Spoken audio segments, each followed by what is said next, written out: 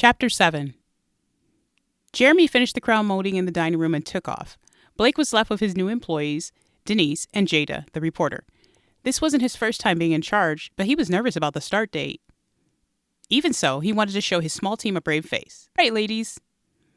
We have 1 week. That means I'll need a commitment from both of you to be here throughout this week. We're opening on Monday. We want things to be perfect. Perfect? In a week? Maribel walked over to Blake, sounding skeptical. We'll be able to pull it off. Okay, boss. Tell us what we need to do. Are you doing all the cooking or what? Jordan asked. Friendly wasn't a big town.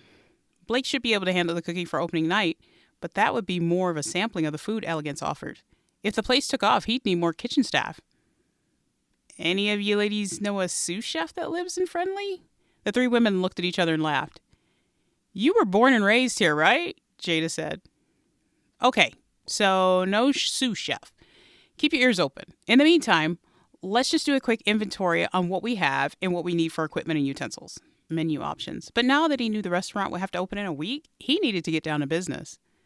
There are some new wineries here, just in case she needs some ideas, Maribel said. That's great. Local wine will probably bring in a crowd, Blake said. We're going to need to hustle to get this place ready.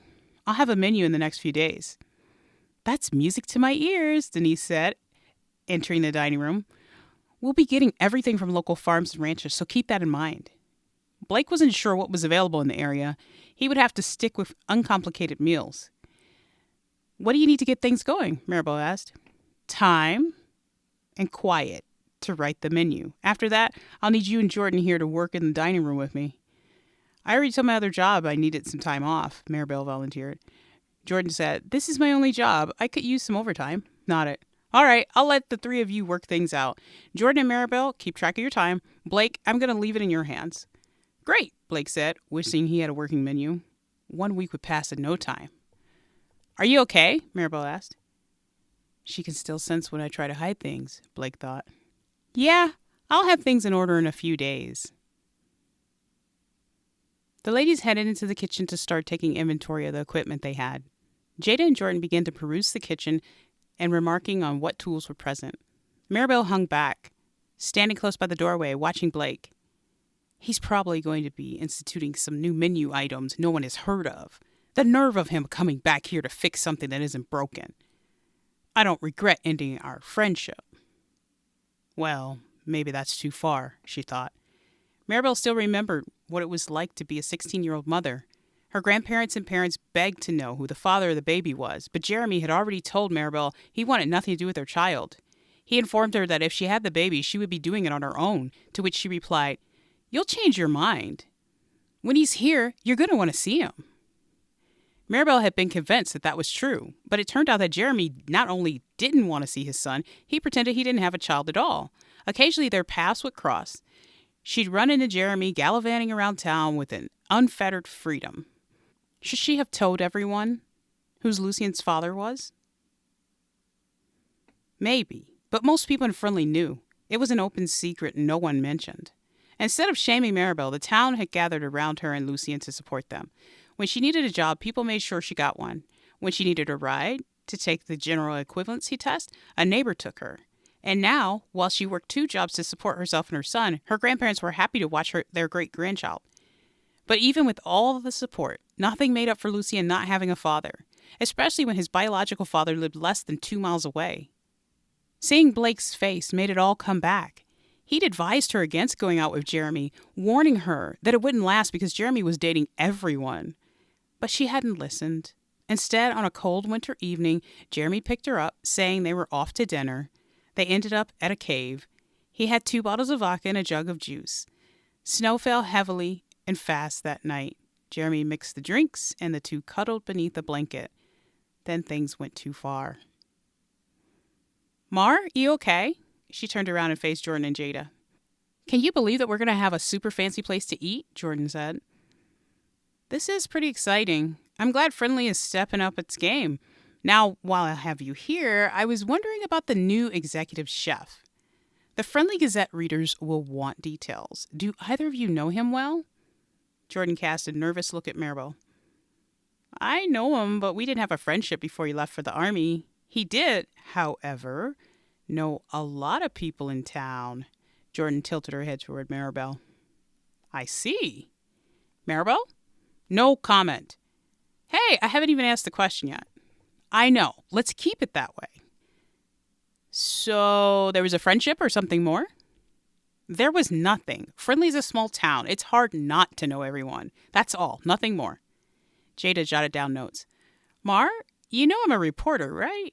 Yeah, what about it? I know you're lying. Give me the scoop or I will get it from somewhere else. Maribel shook her head. We were friends. We're not friends now. Okay, a woman scorned. Is that what you're telling me?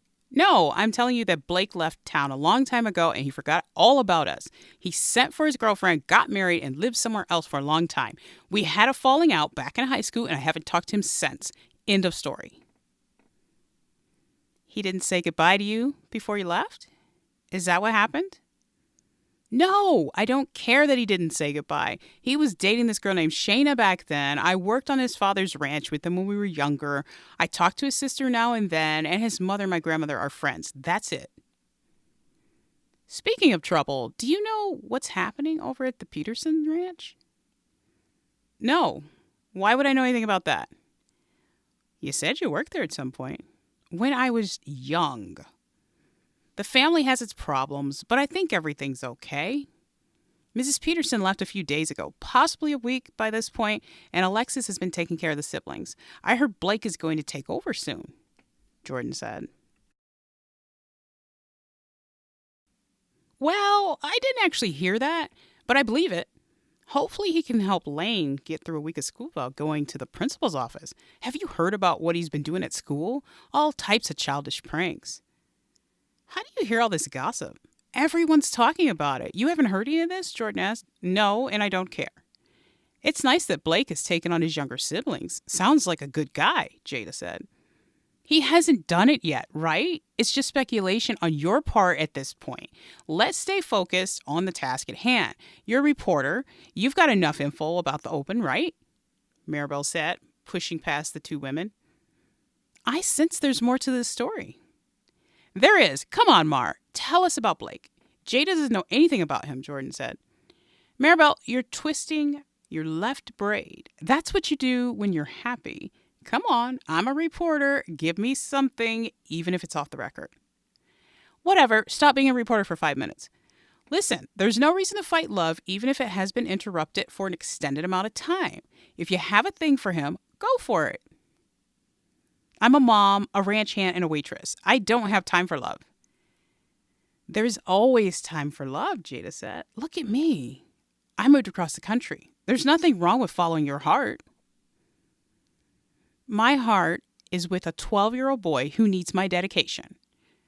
Right, but what if there's someone else who wants to be a part of you and Lucien's lives, Jordan said. Maribel opened a drawer and pulled out a spatula. Pointing it at Jada and Jordan, she said, The topic is closed. Now let's get this place up and running.